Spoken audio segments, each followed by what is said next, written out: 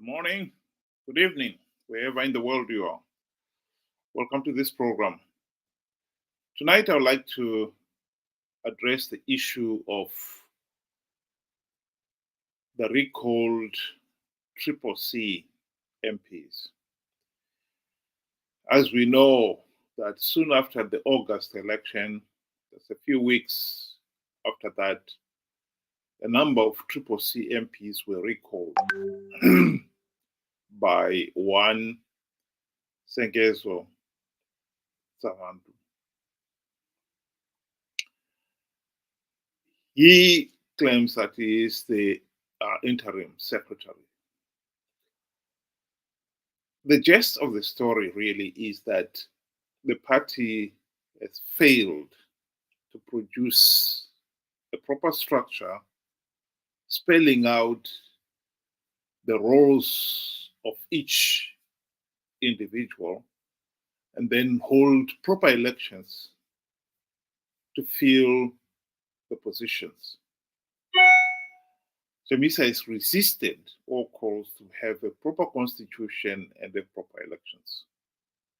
His argument was that by failing to have a constitution and proper structures, he is keeping his enemy, ZANU-PF in this case, guessing.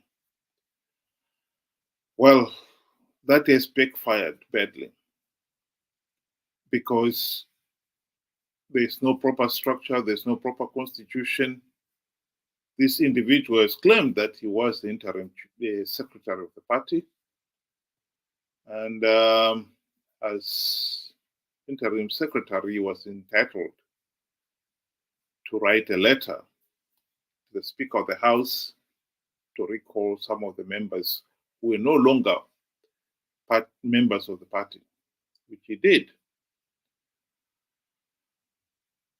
And so they were recalled. And a by-election was called. And tomorrow, in fact, the people were supposed to be going out voting. And meanwhile, there have been a number of cases going on, challenges and so forth. And the bottom line is the party initially challenged Savangu's right to recall their MPs. And their case was dismissed on a technicality. Basically, they failed to produce a party constitution proving that he was not the interim secretary. And worse still, so the recalls were confirmed, and worse still, when the by-elections were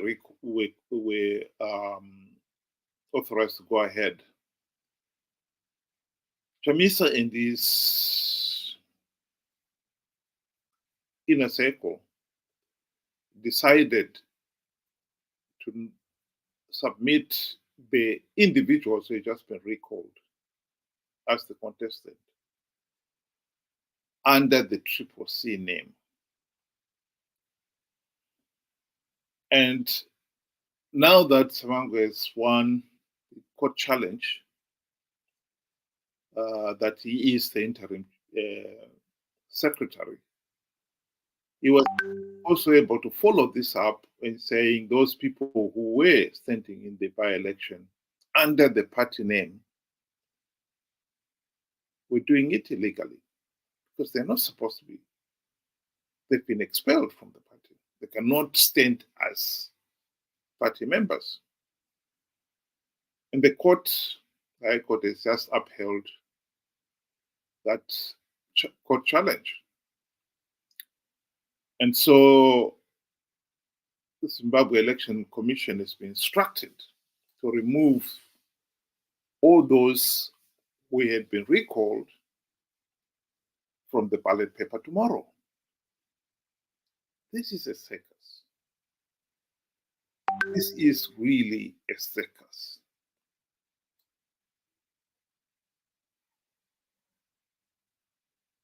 How did the country get to this? That is a question that most people have been asking themselves. To be quite honest, MDC leaders proved beyond all reasonable doubt that they are corrupt and incompetent during the 2008 to 2013 Global Political Agreement, GNU, Government of National Unity, sorry. And what has followed after that is to be expected. During the GNU, these MDC leaders had 5 years to implement the democratic reforms. They failed to implement even one reform. This was not a mistake. They didn't have 5 days to do it and say, well, they were rushed, maybe they couldn't do it. They didn't have 5 weeks to do it. They didn't have 5 months. They had 5 years. And they failed to implement even one token reform. This is not a mistake. They were proving that they are corrupt and incompetent beyond the pale.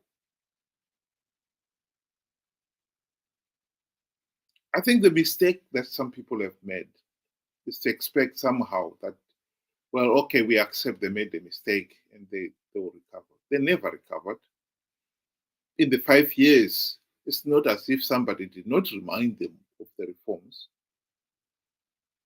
Full marks to South Africa's minister, Lindiwe Zulu. She really tried her best during the 5 years to push MDC leaders to implement the reforms. But all the efforts fell on deaf ears. And so, ever since the GNU, we should not be surprised that MDC have blundered from pillar to post. And this is just one of the latest blunders.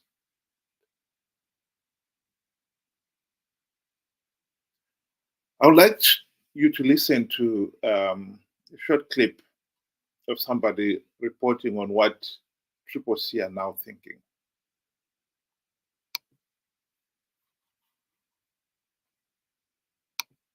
CC Zimbabwe Citizens National Assembly are resolved that we should withdraw from Parliament.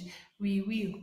To put the matter to bed in October, parliamentarians and councillors were ordered to disengage from Parliament pursuant to resolution of the CNA.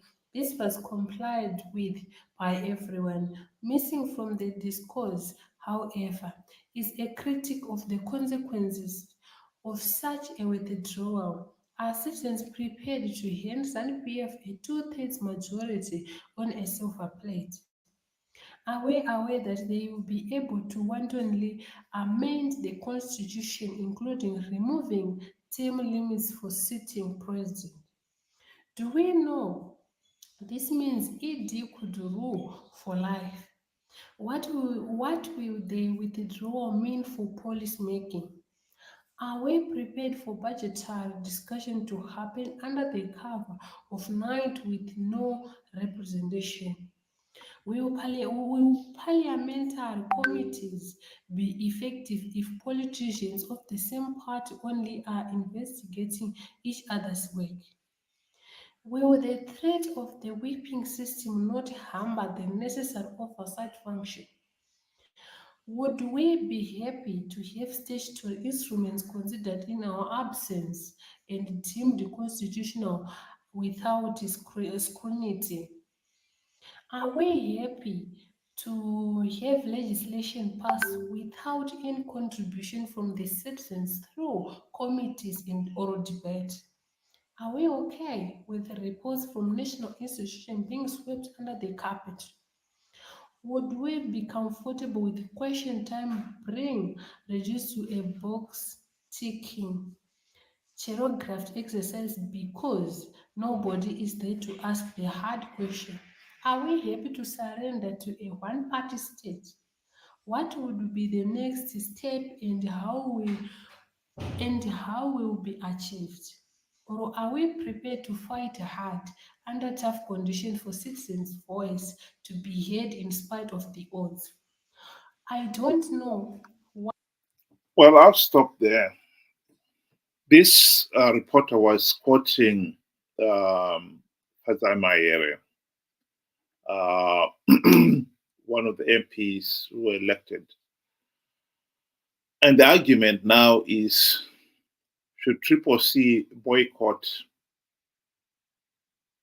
not tomorrow, only tomorrow's by-elections, but the coming by-elections, because the Ngezo has also recalled another second batch of people, and the by-election is set for February the 3rd.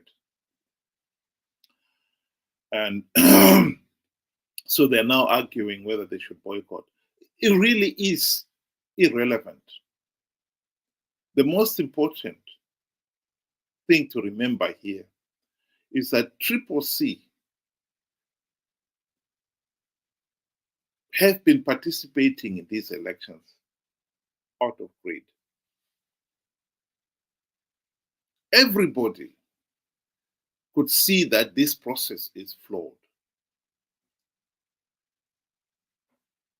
And the AU and SADC's own regional body, and even Zimbabwe's own Zimbabwe Human Rights Commission, who observed the elections, have since confirmed that the process was flawed and illegitimate. Triple C knew all those things. And they're the ones who were absolutely hell-bent on participating, knowing all those things. And the reason for it is, of course, very simple and very clear. They were after the few seats that ZANU-PF offers to entice the opposition to participate. That is the truth. They will never, of course, admit that. And so, to justify why they were hell-bent on participating, Chamisa himself claimed that they've plugged all the vote rigging loopholes. Fazai Mahere, the MP in this report,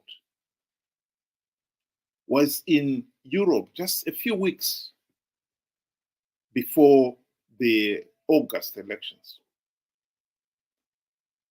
And she surprised the UN conference where she had been invited to speak by telling them that all the ZANU-PF election shenanigans is proof that the party ZANU-PF was in a panic because they knew Triple C was going to win the elections.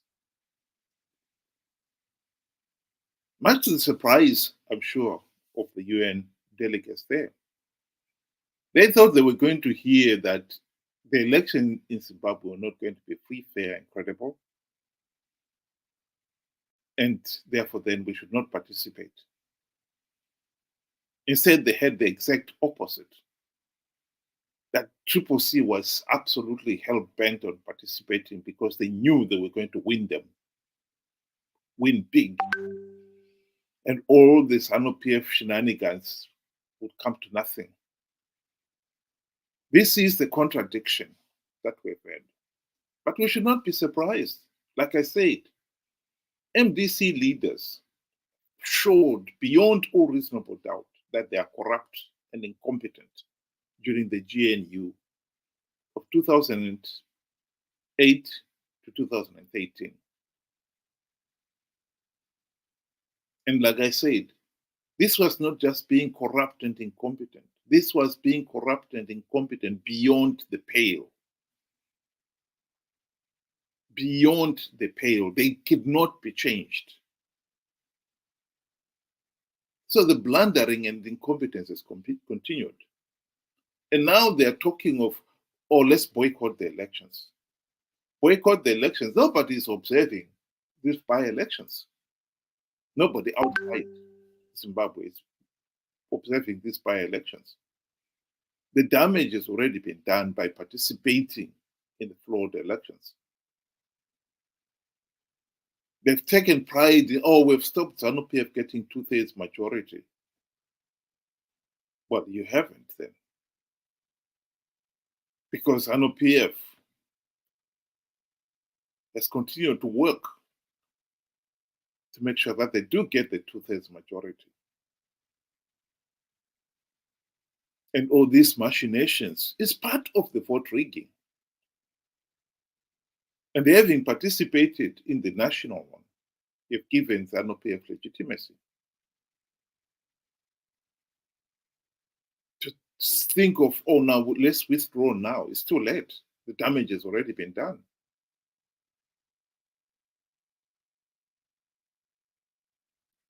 The single most important decision here is by the ordinary Zimbabweans themselves. People should have learned by now,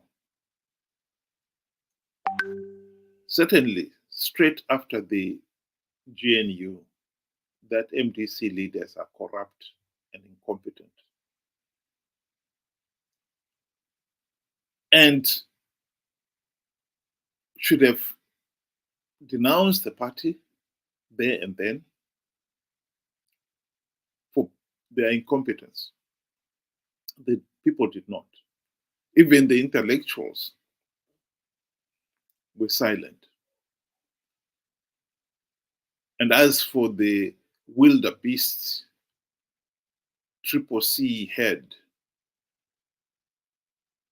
their enthusiasm has never waned. To be quite honest, the ordinary person, the ordinary supporters have not understood what the reforms were, much less how they were supposed to be implemented. And therefore, then to expect the ordinary person to have condemned MDC for failing to implement the reforms is asking for too much. How could they condemn somebody for something that they themselves do not know? They don't know what the reforms are. They don't know how they were supposed to be implemented. So how can they blame MDC for selling out on reforms when they don't know what those reforms are? But these continued blunders should be a reminder to even those with the beast head that CCC is never going to implement any meaningful change in Zimbabwe.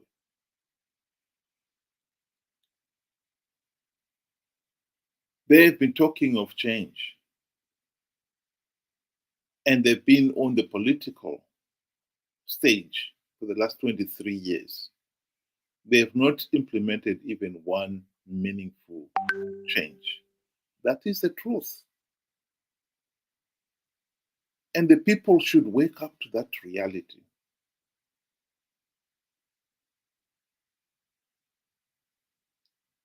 These arguments, if they were following them at all, and they should have been following them, why CCC refused to have a constitution?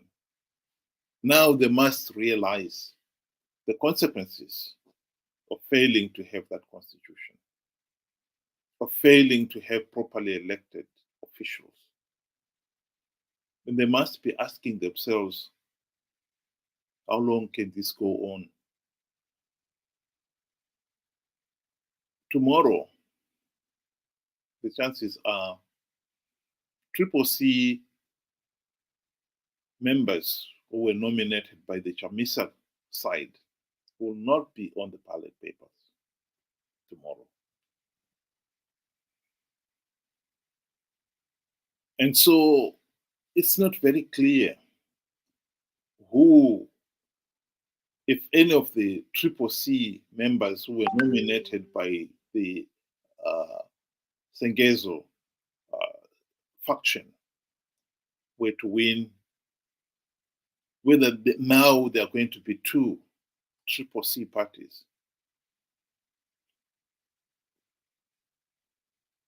And some of those who are still in parliament right now, it is widely believed that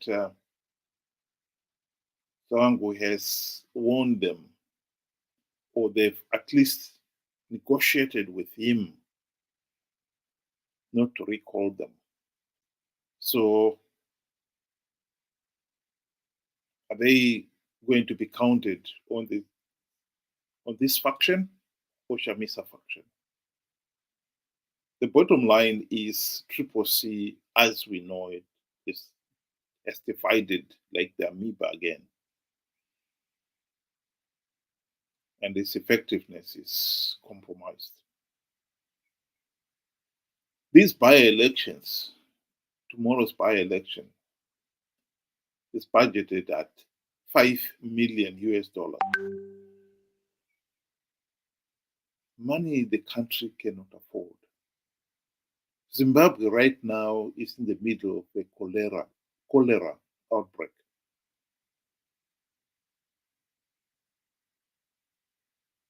Because it has no clean running water.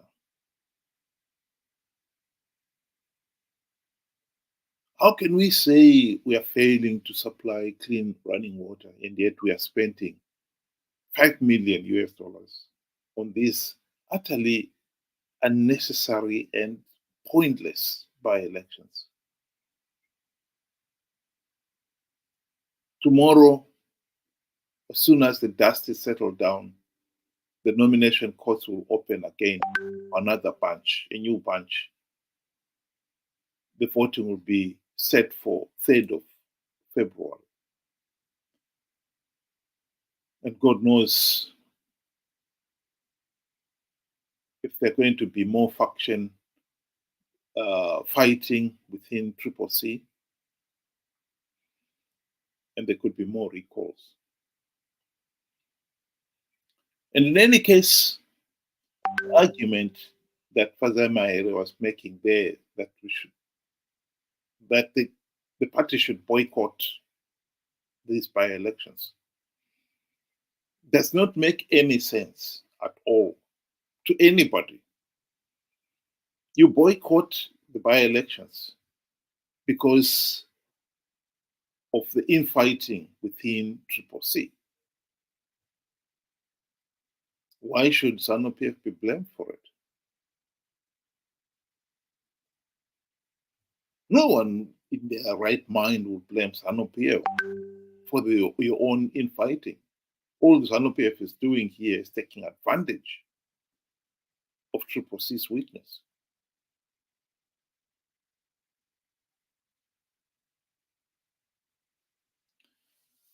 The country cannot afford these utterly meaningless, flawed elections only to give ZANU-PF legitimacy. After 43 years of rigged elections, we really need to move out of this mess.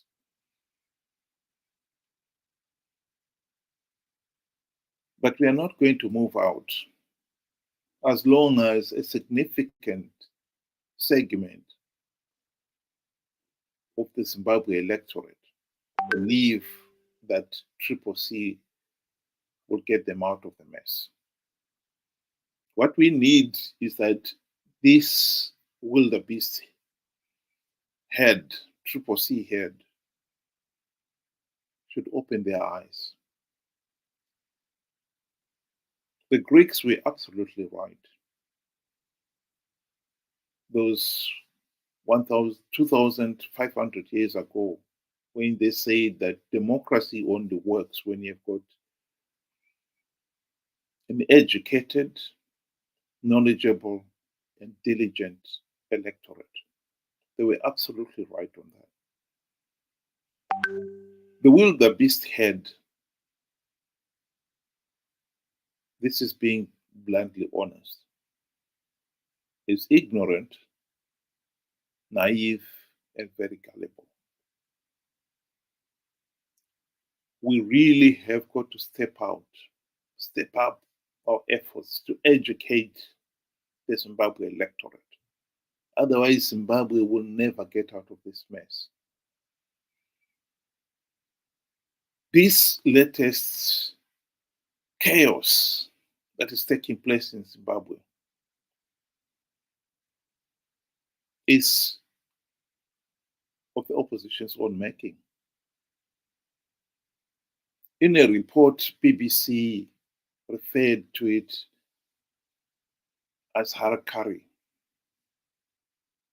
And they're right.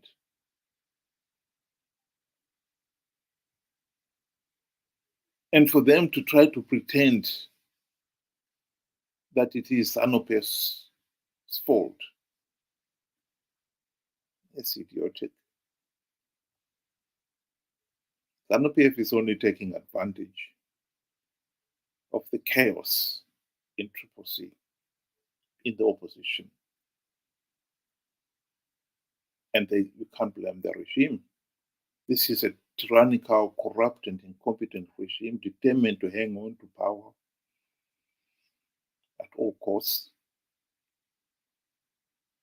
And Chamisa and company, in their stupidity, are making that much easier for the regime to do.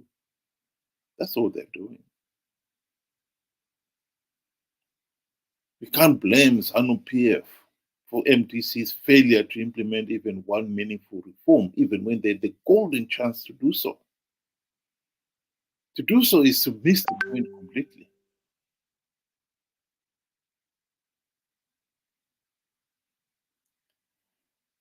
This is a nightmare. This really is a nightmare. And when you look at the chaos in CCC, you can understand why, even if SADC leaders wanted to act on the SADC election report, damning the last elections as a farce, they've got to say to themselves, okay, we can do that, and say there should be a government of national unity. But if it is going to be ZANU-PF with CCC, can we realistically expect any meaningful reforms to be implemented? The honest answer is going to be no.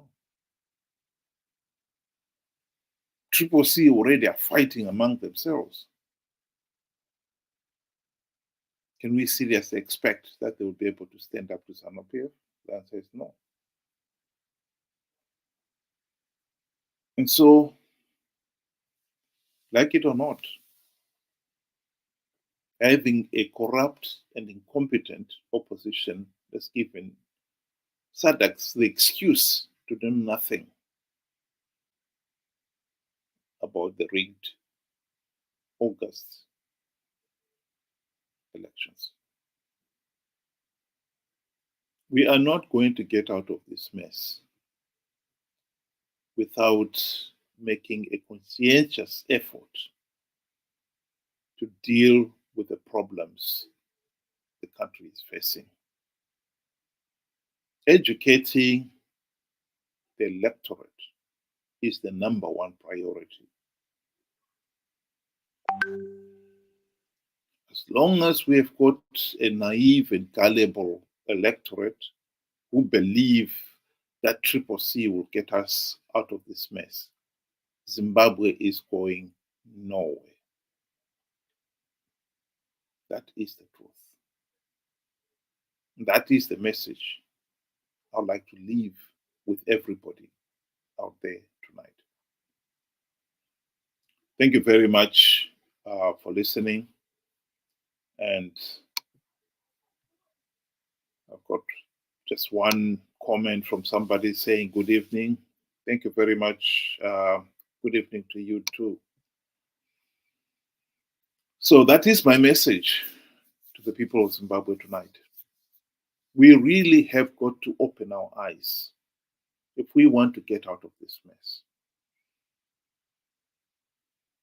Triple C, MDC have already proven beyond all reasonable doubt that they are corrupt and incompetent. And this blundering has continued ever since the GNU. They've been blundered from pillar to post. This latest recalls and them being told that their own candidates cannot participate is ZANU-PF taking advantage of the chaos within Triple C and pretending that it is ZANU-PF's fault. In my view, it's like blaming the sun for one's own stupidity. The sun shines as brightly and brilliantly on the village idiot as it shines on the genius. But of course, the fool will soldier on and try to blame the sun for all his troubles. Getting us nowhere. Triple C blaming ZANU-PF for all their own incompetence is not going to get the country out of this mess. We need to realize that Triple C have got a serious problem. They are corrupt. They are incompetent. And the ordinary Zimbabwean citizen must realize that, must wake up to that reality. And keep on pretending that Triple C will deliver the reforms and free and fair elections is, in my view, naive. And we can't afford it. Thank you very much for listening. And with that, I would say good night.